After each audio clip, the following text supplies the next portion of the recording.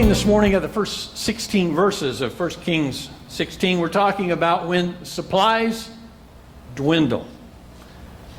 I was thinking, I wonder how many of us would have imagined about 4 or 5 months ago that there would be a critical shortage of toilet paper, of all things. Totally surprised me. Thinking about things that would be in short supply, that's one I would have never imagined. Now, thankfully, you go to the store these days and there's not that shortage. But during that time, I think we all probably were a bit concerned about how bare the shelves were for a while, like bread and meat and canned goods and flour and pretty much anything you can think of seemed to be in short supply. I guess we still have the signs that say you're limited to 1 or 2 of certain items, so I guess it's still there. But no doubt that came as a great shock to all of us, because we are so used to having what we want in a wide variety of options and always in abundance. So seeing bare store shelves was quite a shock. And maybe that was a good thing for us if we learned some lessons. Because I think that when things are in abundance, we very easily trust the supply rather than the supplier. It's good to know that God is the supplier. So when supplies dwindle, we are drawn back to focusing more on the supplier as we ought to. So with that, let's look at the first 6 verses of 1 Kings chapter 17. We started into this a bit last week. But we're told that Elijah the Tishbite, who was one of the settlers of Gilead, said to Ahab was the king. He said, "As the Lord, the God of Israel lives, before whom I stand, surely there shall be neither dew nor rain for these years, except by my word." The word of the Lord came to him, saying, "Go away from here and turn eastward and hide yourself in the brook Cherith, which is east of the Jordan. It shall be that you will drink of the brook, and I have commanded the ravens to provide for you there." So he went and did according to the word of the Lord, for he went and lived by the brook Cherith, which is east of the Jordan. The ravens brought him bread and meat in the morning, and bread and meat in the evening, and he would drink from the brook. I think that about the only thing I have in common with Elijah is that we both came from some very small towns. This town that he came from, a lot of people don't even know where it would be today, geography-wise, a very unknown town. I relate to that. I came from a very small rural Indiana town by the name of Hedrick that at its best had about 50 people population-wise. But I learned something interesting about it. It used to be about twice that size. It used to be a town of about 100 until the year 1922, when a tornado came through and destroyed the town. I thought you might find it a little bit interesting as a side note, the town I came from, that talks about a cyclone that wipes out the settlement known as, I've mentioned this before, Soul Sleeper Corner. How interesting. There were 2 churches there. It mentions that across from one, a Pleasant View Christian church, stood the Soul Sleepers Church, a frame building. That was kind of a derogatory phrase attached to the early believers in my hometown. They were known for the sleep of the dead, biblically. And so that was even known in the community, that little corner known as Soul Sleeper Corner. That little church was destroyed by a tornado. So that's just a little side note about my hometown, Hedrick, Indiana. So, God called Elijah from his little small town, called him to the palace of the king. That's quite a leap for this man coming out of a small town. I wonder how he got through security. Nevertheless, he came in and apparently had an audience with King Ahab. God gave Elijah a 1-sentence message to deliver to the king. And basically that message was, it is going to stop raining for a few years upon the word that Elijah would declare that God told him to declare. James chapter 5 verse 17 tells us that it was 3.5 years that it did not rain. God's judgment upon a wicked people. So 3.5 years, no rain. No monsoon season. No December winter rains. Not even any dew in the morning. So in essence, it's going to get drier than the Arizona desert. So I want you to notice a couple things about what God had told Elijah to share. First of all, a drought is a sign of God's judgment. Time and time again, especially in the Old Testament, we find that when God was displeased with his people, he would send a devastating drought. Secondly, and this I think is a very interesting side note, the people of Israel had defected away from worshiping Yahweh God, and they were largely, for whatever reason, bowing down to a false god by the name of Baal. And so Baal, if you know anything of history, was known as a god of fertility, but along with that, he was also considered as a god of rain. So when God used Elijah to say there is not going to be any rain for 3.5 years, this really puts the test on the false god. Because if Baal is a god of rain, then he ought to cause it to rain. That ought to circumvent the judgment that God had brought upon them. Elijah himself was not immune to the judgment that he had pronounced that day before the king. So this very serious drought that was about to be unleashed was going to affect him. And so God had a mission for Elijah right after that one sentence statement. And that was that God wanted him to go to a specific brook in a deserted place. So in a sense, Elijah came out of obscurity. He delivered the message of the Lord, and now he's kind of gone off for a little period of retirement in an area of obscurity. And so he's going to be by a brook where he will have ample water for a time. The second thing that I notice in the story here, which is really rather outrageous, and that is that God has a way that he is miraculously going to provide food for Elijah. He is going to send ravens twice a day to bring him food. Nothing could be more out of the ordinary than that. If we know anything at all about ravens, we're not talking Baltimore ravens. We're talking about birds as in Edgar Allan Poe's poem, The Raven. Ravens are vultures. I, for one, if I were in Elijah's shoes, would be very suspicious of any food a raven would bring to me. Because there's a pretty good chance that what the raven's going to bring is the critter of the day or some roadkill stew. But I wouldn't count on a raven to bring especially good food. But yet that's the unconventional way whereby God is going to provide for Elijah. And so he's going to bring him bread and meat twice a day. Again, I'd be a little suspicious at least of the meat. But presumably God had the ravens bring fresh meat and fresh bread, a miraculous way in which God provided for Elijah the prophet.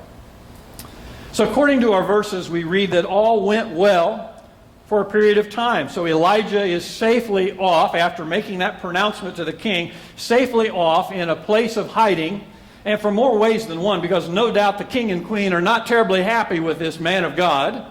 And so no doubt they have a desire to kill him and to harm him. And so God has whisked him off to a place of safety. All seems to go well. But then we get to verse 7. And it says that it happened after a while that the brook dried up because there was no rain in the land. So God sent him off to that place. There's fresh water for a period of time. But I'm thinking that the brook probably did not just dry up overnight. And I'm just wondering about how Elijah has a test of his faith over perhaps a period of days, weeks, and even months as he's watching the brook get down less and less water over a period of time until eventually there's nothing left. And so no doubt watching that on a regular basis, watching the supply dwindle, again, had to be a significant challenge to the faith of this man of God. There is an application. Someone made this statement, and I think this kind of brings it home to us. We all have to stay by a drying brook sooner or later. It may be the drying brook of popularity, or the drying brook of failing health, or a sick loved one, or a failing career, or the drying brook of a friendship that is slowly fading away. So we think about the drying brooks that we have been by in our own lives. We've all faced a type of a crisis, as Elijah faced as well. And so when we see those kinds of things happening, whatever our drying brook is, there is the opportunity to look to God in greater faith. What next, God? You've led thus far, you've provided thus far, but what's your next move? And as we ask such a question, as we wait in faith. However long Elijah was in that remote place by that brook, he had plenty of time to see God providing on a daily basis. Again, the ravens, that had to be an amazing thing. Twice a day he's reminded of his God that provided for him all the while he's there by that brook, even if it was beginning to dry up. Nevertheless, he sees God miraculously providing for him. And so again, a great opportunity for his faith to grow. Come back to the ravens again for just a moment, because I think it is very, very interesting that Jesus so happened to speak about faith and trust in terms of ravens in the Sermon on the Mount, recorded specifically in Luke's Gospel, chapter 12, verse 24. Matthew's account of the Sermon on the Mount, he talks about the birds of the air. But I find it very interesting, in Luke's account, chapter 12, verse 24, Jesus says, "Consider the ravens. They don't sow or reap. They don't have a storehouse or a barn, yet God feeds them. Aren't you worth much more than the birds?" I wonder if Jesus had in mind this great story about Elijah when he referred to the ravens. So not only does God provide for the ravens, God provides for us. And again, Elijah had a daily opportunity to see how God miraculously provides. So verses 8 and 9. It says, "The word of the Lord came to him, saying, Arise, go to Zarephath, which belongs to Sidon, and stay there. Behold, I have commanded a widow there to provide for you." So he arose and he went to Zarephath. And when he came to the gate of the city, behold, a widow was there gathering. I'm going to stop the story just a little bit because we want to get into that here in just a moment. But just verses 8 and 9, where he's commanded to go to that particular town. We're told a town by the name of Zarephath, if I pronounce it correctly, a very small town in the region of Sidon, and that would be in the region of modern-day Lebanon, if you got a map and look at that. And so he was called north of the land of Israel. And an interesting thing about the region of Sidon, where God had specifically directed Elijah to go, that just so happened to be the very region where the wicked Queen Jezebel had come from. So if Baal worship, which to me, idol worship is such a bizarre thing to try to wrap my mind around anyway, but if Baal worship was a big deal in the land of Israel, then the region of Sidon, where the queen came from, who initiated so much of this, he literally was called to the capital city of this kind of idol worship. So now, God is going to provide for Elijah, as he says according to his word. And it would seem that if God was going to provide for Elijah, that he must have sent him to the wrong place and to the wrong individual.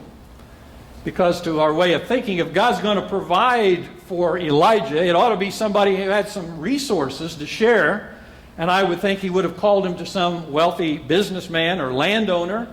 That would be a pretty good choice. The absolute worst choice, it would seem, that God could have made would have been this poor widow and her only son. Nevertheless, that's exactly who God has sent him to. So pick up in verse 10 that I started to read. "He arose, he went to Zarephath. When he came to the gate of the city, behold, there was a widow that was gathering sticks. And it says that he called to her and said, Please get me a little water in a jar that I may drink. As she was going to get it, he called to her and said, Please bring me a piece of bread in your hand. But she said, "As the Lord your God lives, I have no bread, only a handful of flour in the bowl, and a little oil in the jar.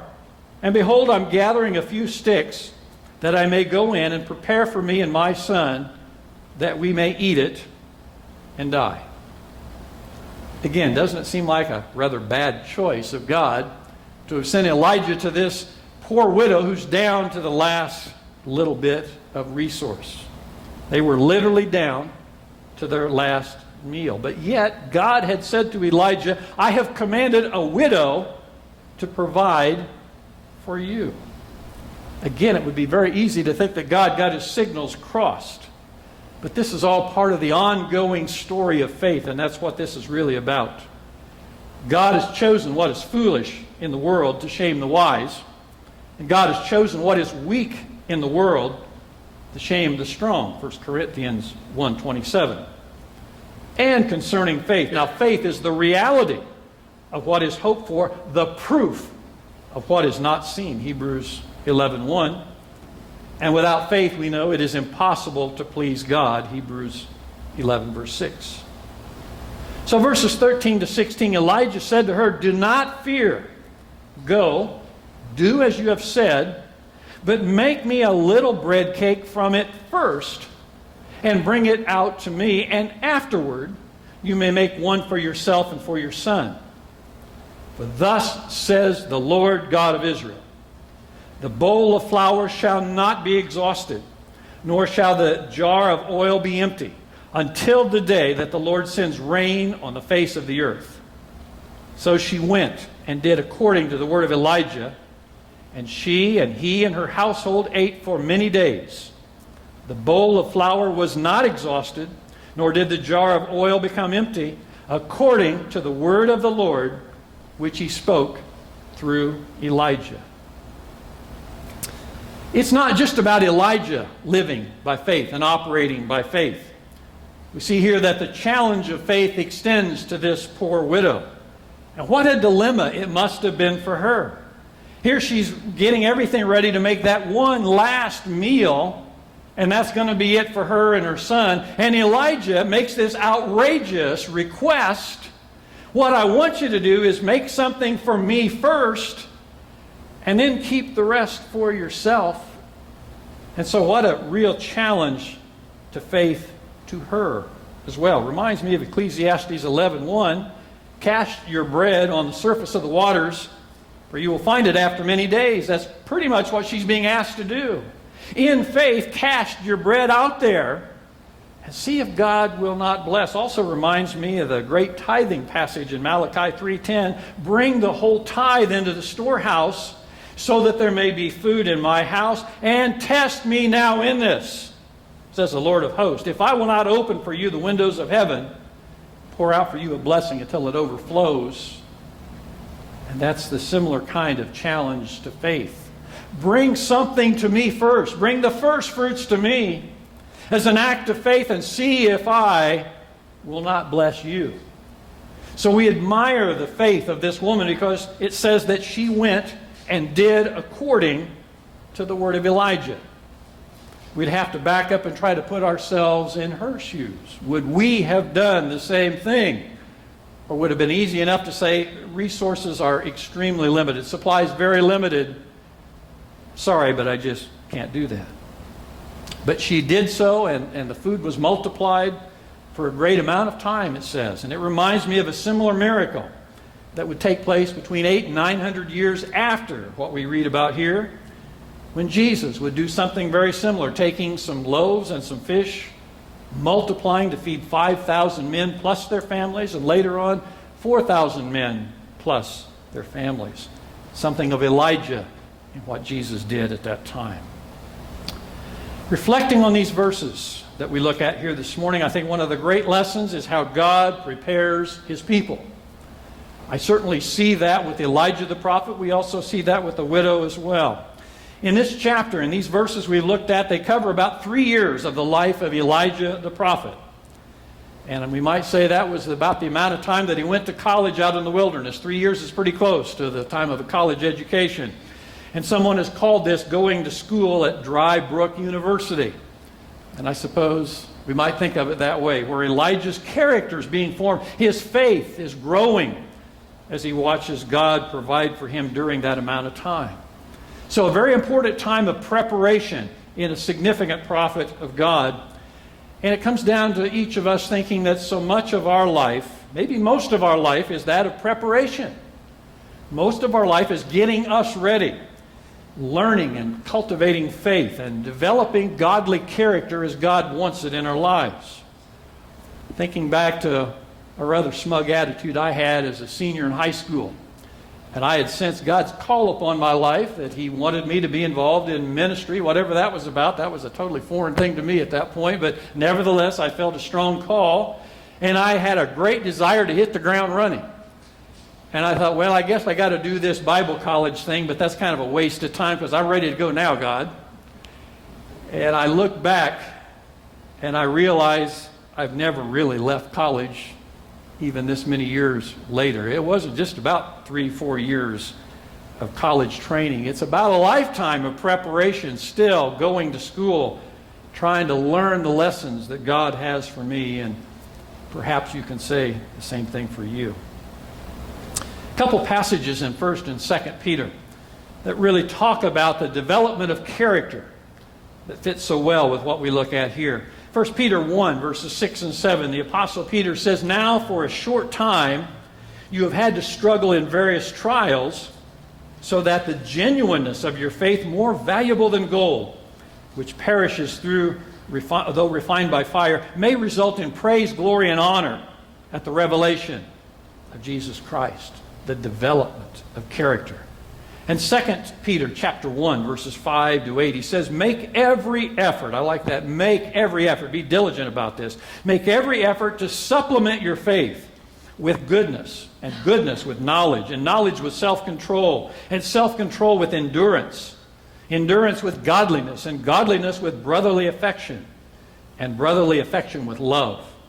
For if these qualities are yours and are increasing, they will keep you from being useless or unfruitful in the knowledge of our Lord Jesus Christ." Character development rings loud and clear in those verses. And again, thinking of 3 years in the life of Elijah, God developing his character. We know so much about him largely because of those 3 years in obscurity.